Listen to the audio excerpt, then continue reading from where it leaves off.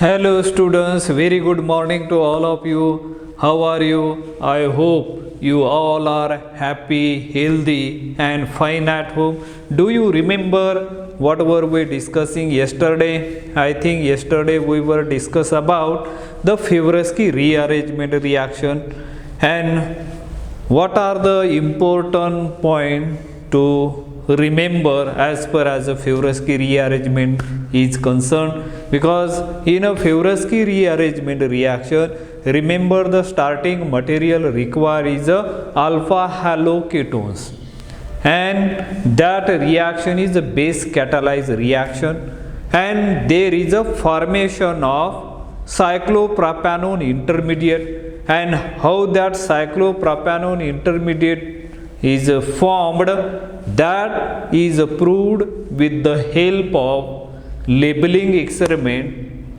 And another one we have seen, if there is a cyclopropanone unsymmetrical ketones are there, and what way or what kind of the which way or which route the cyclopropanone ring is open is once again it is depending upon the stability of that carbanion, and the ring cyclopropanone ring open in such a route that the most stable carbanion is formed, because that carbanion is well stabilized due to the resonance effect, and then we will get the final product. So these are the important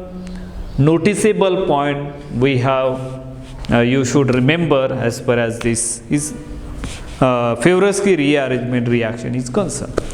So now what we are going to discuss, we are going to discuss the application, main part of the application of the Favorsky rearrangement reaction. So what are the application of that Favorsky rearrangement reaction? 2-3 application we are going to discuss here. So number one is a Favorsky rearrangement is used to build up heavy branched ester and carboxylic acid which are difficult to synthesize by usual alkylation method. This is one of the first application of Favorsky rearrangement reaction. Favorsky rearrangement is used to build up or to construct heavy branched esters and carboxylic acids which are difficult to synthesize by usual alkylation method. So now let us look at as one of the example over here. First application we are talking here. Now the example is this one. Here C double bond O, then another cyclohexanone ring, and at alpha position I am showing one chlorine group. So is this substrate undergoes a Favorsky rearrangement reaction, whether it fulfill all the requirement which is required for Favorsky rearrangement reaction? Yes. Look at here, this is a ketone, right? And at alpha position halides are there, and at alpha position another side there is a one proton is there, means hydrogen is there, and therefore it can undergo as a Favorsky rearrangement reaction. And Favorsky rearrangement reaction generally it is a base catalyzed reaction. Suppose the base is used as a potassium hydroxide or sodium hydroxide. What it will do, it will abstract the more the product form will be this one. So let us see the first predict the product. So we will get the product here, this type of the product formation takes place over there. Look at here. two cyclohexanone ring is directly attached and there is a carboxylic group is there, and if you use as a here sodium ethoxide NaOCS3, you will get the product is like this. So you make it as a product here COOCS3, or if you use as a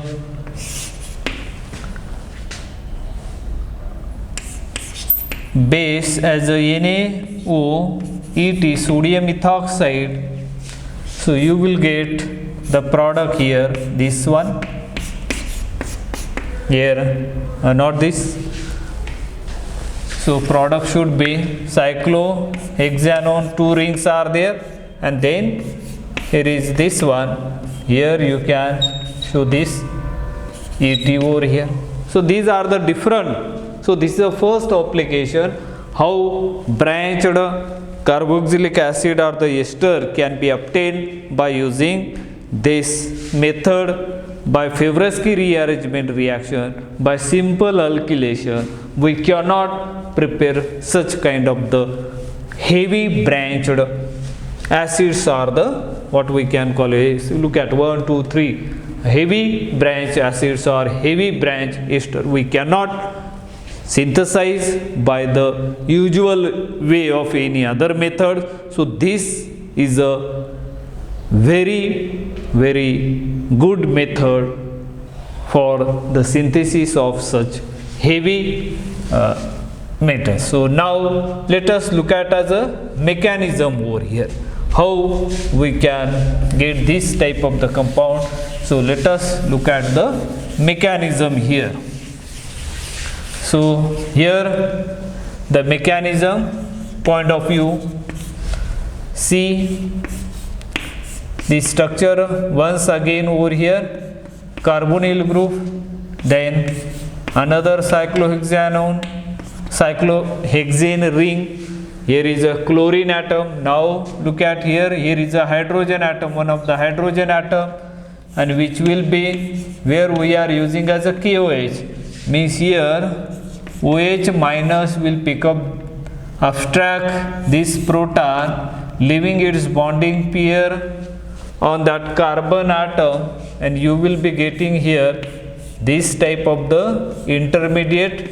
Look at the intermediate, here is a negative charge and this chlorine atom as it is. And as we know that usually that carbanion intramolecular reaction takes place, this carbanion nucleophilic attack on this halide and that departure of the chlorine atom from here, and you will be getting the formation of the this type of the compound C double bond O. Then this is the intermediate form cyclopropanone ring is obtained, which is an intermediate. Now when there is attack of OH minus, that OH minus can attack on a carbonyl carbon, and then ring, that is a symmetrical ketone over here, the symmetrical cyclopropanone. So ring can open when it is attacking here. So ring may get open this side, or let me show this OH minus attack from this side so that you can see properly over here, and here negative charge. Now the next intermediate form will be this one. You can see this clearly here. Then there will be a this group here O minus, and here is a OH, and now this get open here, double bond, and this form as a negative charge over here. You will be getting, but more than this one here cyclohexanone, then here must be COOH minus charge over here, and it will pick up the proton from water H2O, and finally you will end up with this compound, so COOH. That is a highly branched carboxylic acid will be obtained by this method, and that is one of the best, what we can call it as a example of this compound. Favorsky, this is one of the application of Favorsky rearrangement reaction. Now let us move on to the next application. Here, second application we are going to discuss. Before that, let me clean the board first so that you can see properly. So, second application, Favorsky rearrangement of cyclic alpha haloketones leads to ring contraction, and therefore it is the most fruitful rearrangement used in the synthesis. So that is a second application of Favorsky rearrangement reaction. In a second application, alpha haloketones leads to the ring contraction, and therefore it is the most fruitful rearrangement used in the synthesis. Let's see how we can get, that is the second application. Generally, let's see here is one of the substrate. The name of this substrate is a cyclohexanone. The name of this is cyclohexanone, and that cyclohexanone further treated with Br2 in presence of generally acetic acid is used or employed in this reaction, and we will be getting here this one C double bond O, then Br at alpha position. The name of this compound is a 2-bromo cyclohexanone, 2-bromo cyclohexanone, which is required, which is a substrate used in a Favorsky rearrangement reaction. And now this will be treated with generally here sodium methoxide. What do you get? And you will be getting over here the product form will be this one. The ring contraction takes place 5-membered ring, and then COOCH3. This type of the ester you will get in this case. Now let us look at the mechanism, and generally this compound is obtained in a 61% yield. That yield also reported over here, and this is methyl cyclopentanoate. This is a methyl cyclopentanoate. AAT means there is an ester group is present. Now let's look at the mechanism, how the mechanism takes place over here, that we are going to discuss right now. Here the starting material which we are using here, this one Br, this is a 2-chlorocyclohexanone, which will be treated with NaOCH3, sodium methoxide. Here is a hydrogen atom, OCH3.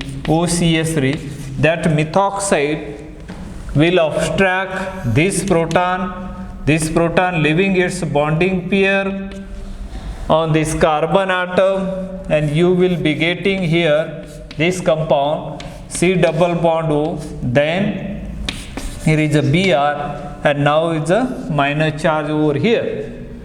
And once you got here, this is known as a carbanion, and if that carbanion further there is a intramolecular nucleophilic attack occur or takes place, and there is a departure of this bromine atom, and you will be getting this type of the cyclopropanone intermediate here. This cyclopropanone intermediate,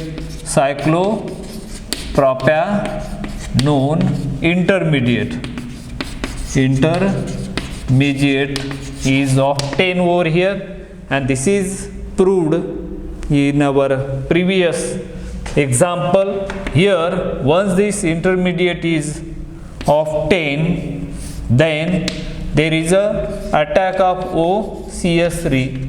So this is a symmetrical ketone. So you will be getting here. So first one, let me show this properly so that you can show here. This is a intermediate which you are getting here, O minus, then here is a OCS3, and now this tetrahedrous intermediate, this negative charge forming as a double bond here, and this is forming this ring. Cyclopropanone ring is a very stranded ring, so it get opened immediately, forming this type of the intermediate over here. So not like this. So there will be a 5-membered ring form over here, and then negative charge over here, C double bond O and OCS3. Then it will pick up the proton from the solvent, which solvent they use here, which is a methanol, and it can pick up the proton from here, and the resulting compound obtained will be this one, COOCS3, that is a methyl cyclopentanoate, that which we get over here. So in this way we have discussed so far 2 applications. Now is a third and the last application regarding that Fibrovsky rearrangement. Let's see what is that third application which we are discussing over here. Let us see that third application of the Fibrovsky rearrangement reaction. So here Fibrovsky rearrangement of alpha-alpha geminal and alpha-alpha dash vicinal dihaloketones produces alpha beta unsaturated esters.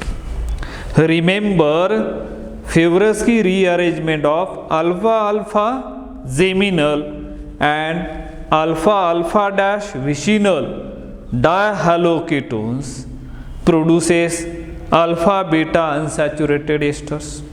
Let's see both the example over here.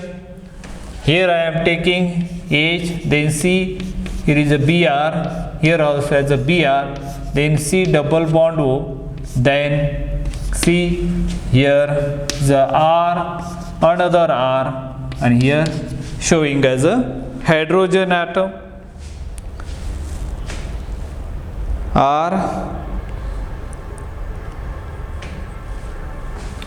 here not the, here I am taking as a hydrogen atom, and both the halide group present on the same carbon atom, that system are generally termed as a geminal system. This is a geminal dihalogens, geminal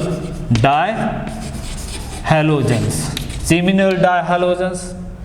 Now let us see another one. Here HC, here Br, here maybe as a what we can take over here as a hydrogen atom, then C double bond O, then C, here hydrogen atom R and one Br. So look at this one, the two bromine atoms are not adjacent at all, but that is a vicinal dihalogen. These are the vicinal dihalogen. Vicinal dihalogens,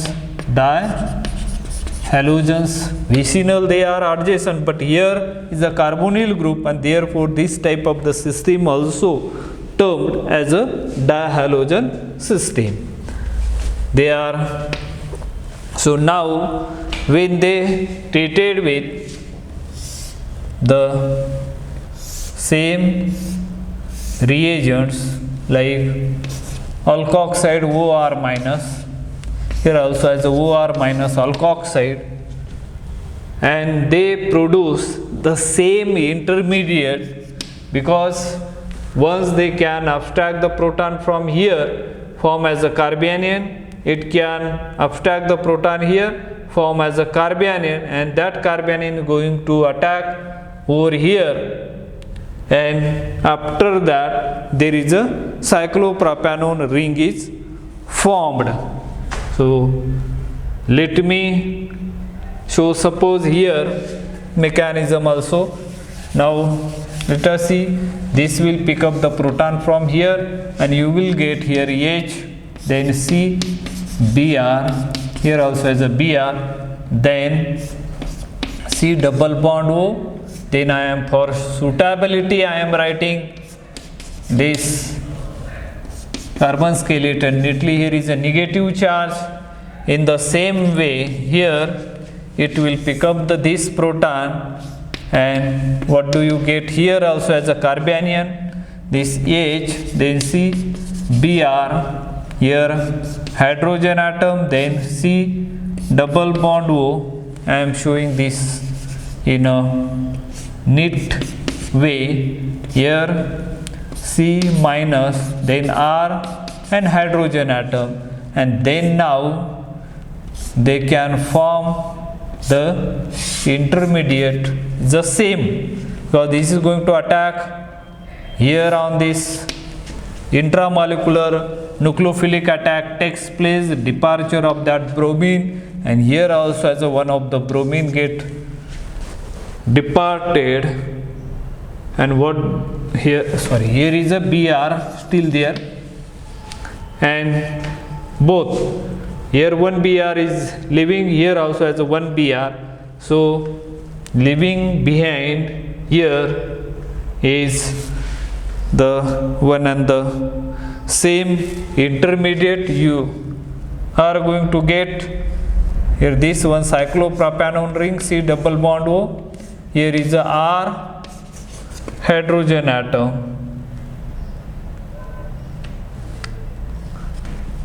So let me clear here. In this case, you remember this is not make the correction over here. O R minus will pick not this one, it will pick up this proton form as a carbanion over here. So make the correction over here. Here is a hydrogen still remains there, negative charge over here, and now this can attack here, and there is a departure of Br,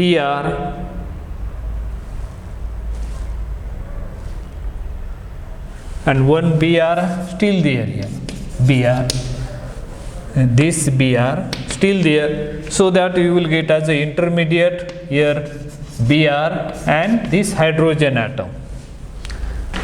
See here, there is a little bit confusion I had over here, but now is a clear, one Br departed, remaining as a one Br over here, and on other side there is a R and H, same, you can try and you will get as a this as an intermediate, and after that this intermediate, once it is formed, so for clarity I am cleaning the board first.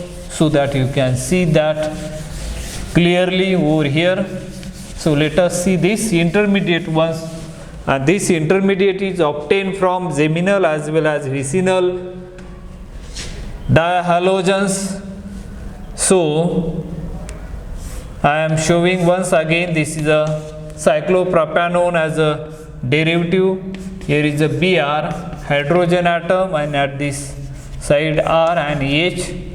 Now when there is an attack of OCS3 methoxide, and when methoxide can attack on the carbonyl carbon and the negative charge resting on that oxygen atom, and we will be getting another intermediate O minus, here OCS3, and other part of the other atom or the group, they remains as it is hydrogen here, Br must be here. And now in the next step, what you are going to get here, this negative charge moving here, forming as a double bond between this oxygen and this carbon atom, and now it is, this bond is breaking, forming as a double bond here, and there is a departure of this leaving group, so that we will be getting here, let us see here CS3, then O, C double bond O, then CH double bond CH and R. So this is alpha beta unsaturated ester. This will, we are getting as a alpha beta unsaturated ester.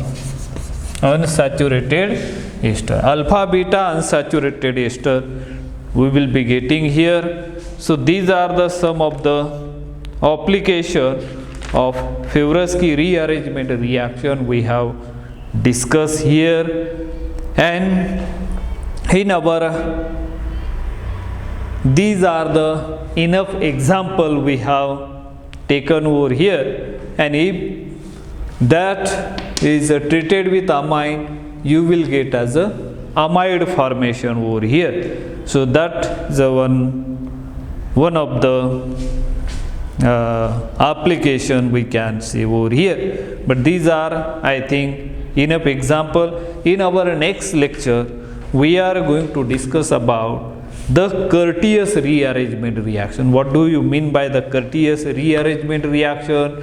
What kind of the intermediate are formed, and what are the gases evolved during that Curtius rearrangement, and then what we can call it as a what type of the reagent is used in a Curtius rearrangement, what are the notable point as far as a Curtius rearrangement reaction is concerned. All these points we are going to discuss in our upcoming lecture. Still then, let us stop today here. Remaining we will see in our next lecture. Thank you. Have a nice day.